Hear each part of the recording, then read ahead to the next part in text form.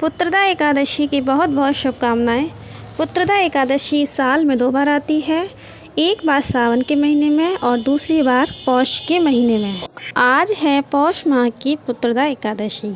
इस दिन जो भी माताएं बहनें यह एकादशी की कथा सुनती हैं व पढ़ती हैं, उनको पुण्य फलों की प्राप्ति होती है, उनके जीवन की समस्त मनोकामनाएं पूरी होती हैं। तो आइए शुरू करते हैं। पौराणिक कथाओं के अनुसार एक समय भद्रावती नदी के तट पर राजा संकेतमान नाम का राजा राज्य करता था। उसकी पत्नी का नाम शैव्या था। राजा के पास किसी चीज़ की कमी नहीं थी। राज्य में धन धान्य संपन्न और प्रजा सुखी थी। बस राजा को एक बात का दुख था कि उसके कोई संतान नहीं थी। इस वजह से राजा परेशान रहता था। राजा अपनी प्रजा का भी पूर्ण ध्यान रखता था।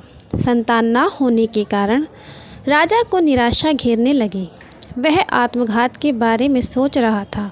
उसके पुत्र की कामना के लिए यज्ञ किया, लेकिन देवताओं को आशीर्वाद भी नहीं मिला। अंत में राजा वन में चला गया। वन में वो घूमते हुए एक सरोवर के पास पहुंचा।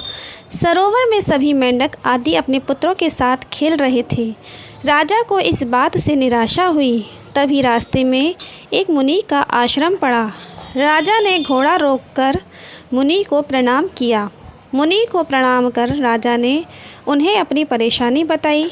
मुनि ने उन्हें पुत्र की कामना के लिए किए जाने वाले व्रत पुत्रदा एकादशी के बारे में बताया। उन्होंने बताया कि राजा इस व्रत को करें और रात्रि जागरण करें तो निश्चय ही उनकी संतान होगी। इसके बाद राजा को एकादशी व्रत के महत्व के बारे में विस्तार से बताया गया। राजा ने विधि पूर्वक एकादशी का व्रत पूर्ण किया और नियम से व्रत का पारण भी किया। इसके बाद रानी ने कुछ दिनों गर्भ धारण किया और 9 माह के बाद एक सुंदर से पुत्र को जन्म दिया। आगे चलकर राजा का पुत्र श्रेष्ठ राजा ही बना। इस प्रकार पुत्रदा एकादशी की यह कथा यहीं समाप्त होती है। आशा करती हूँ यह कथा आपको अच्छी लगी होगी। अच्छी लगी हो तो कमेंट बॉक्स में जय विष्णु भगवान की जय ज़रूर लिखें। और पुत्रदा एकादशी की सभी माताओं बहनों को बहुत बहुत शुभकामनाएं।